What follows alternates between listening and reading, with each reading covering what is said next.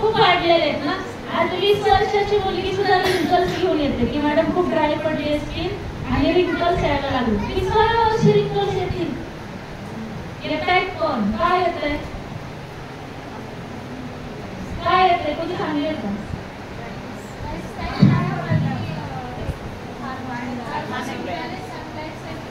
Lifestyle change झाली.